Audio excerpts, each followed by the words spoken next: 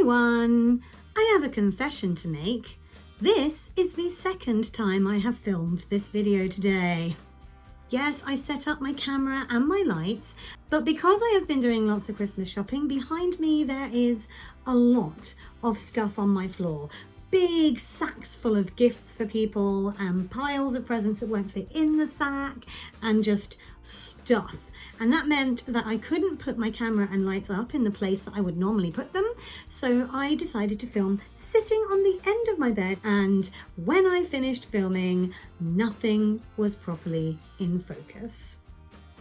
I'm so good at this. Anyway, it's been the process of doing lots of this Christmas shopping that has given me something I wanted to talk about in this video, which is the fact that I have really struggled this year to buy any Christmas presents, and that is because I am self-employed, and when you are self-employed there is a phrase that describes kind of what you're going through with regards to your earnings, and it is famine or feast. Now the feast is pretty self-explanatory. Oh, don't hate me because you ate me. Yes, when you've got a lot of work coming in and clients are paying you on time, you might look at your bank balance and think, ooh, I can afford to treat myself to something nice, or I can put a few £100 in my savings for when the inevitable famine comes. Because it will come, and then things get a little bit Dickensian. Please, sir, I want some more. And if you have more than, say, 2 months of famine in a row and you're feeling like, oh, I'm never going to get any paid work again, it becomes even more Dickensian. Please, sir, I want some. And everybody who is self-employed knows this. They know that if their income is not absolutely guaranteed and it can fluctuate wildly from month to month, you have to make allowances in your budget. And that is why, like I said, if I have a really good month, I might say, oh, I'm going to put, £100, maybe £200 in my savings. So if next month is bad, I can, borrow from myself if I need it. And that's also why when we get money into the business, Leslie and I have got a system where we go at least, and sometimes it's more, but at least 10% of that money that comes into the business stays in the business account for any big things that we suddenly need to pay for. But on a personal level, that doesn't always make you feel any better when you are going through a famine period. And let me tell you, it can be really soul destroying when you are doing everything you know you should be doing, but the work just isn't coming in. Or it's even more exciting when the work has come in and clients just don't pay you on time. Or they change the goalposts midway through a project and, something that was supposed to be all signed off and paid for by November is suddenly, we've changed what we want to do actually, and we're not going to actually get on to this project until March of next year. And then your Dickensian urchin just gets kind of annoyed. Sir, I said please! And we're kind of in a little bit of a famine period at the moment. We had a really good run over the summer of repeat clients and lots of work coming in, and I was like, this is amazing.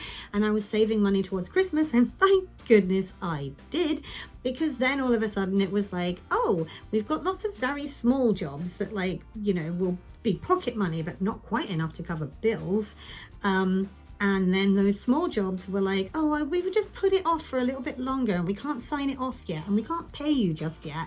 And it's like, now as I am recording this, things are looking distinctly, hopefully, good for January, which means that hopefully this whole famine phase will become more of a feast as next year starts, which is great. But this is the sort of balance you live with when you're self-employed, and I just wanted to talk about it because there are times when it's a massive pain in my backside.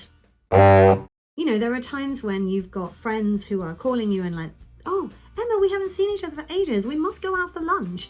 And you're like, sure, how about McDonald's? I can just about stretch to something from their 99p menu this month. Ba-da-ba-ba-ba, I'm loving it.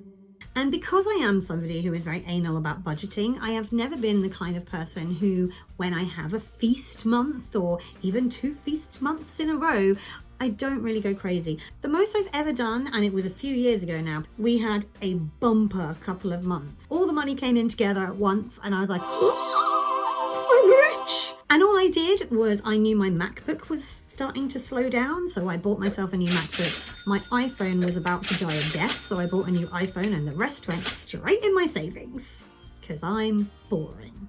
But I was also just very aware that that is not the norm, and there will be times when you do not have that much money coming in and you're trying to make do on a couple of £100 and you've got bills to pay. So savings are important, kids.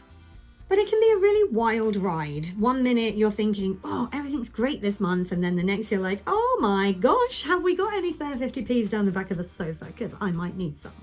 It's wild how you swing from extremes in self-employment sometimes. And obviously the goal is to meet in the middle and just be on a nice happy plateau where you make enough to cover your bills and maybe enough to, go out some nice places or just live a pleasant existence as well.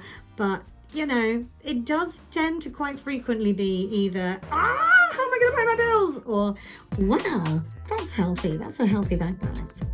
And depressingly, it's, famine more than feast this time of year, because there's a cost of living crisis and everybody is thinking about Christmas. Even the kind of clients that we work with, like small businesses and museums and people like that, are going, oh, we need to tighten our belts. And that's not helpful for us. But we get it because we're the same.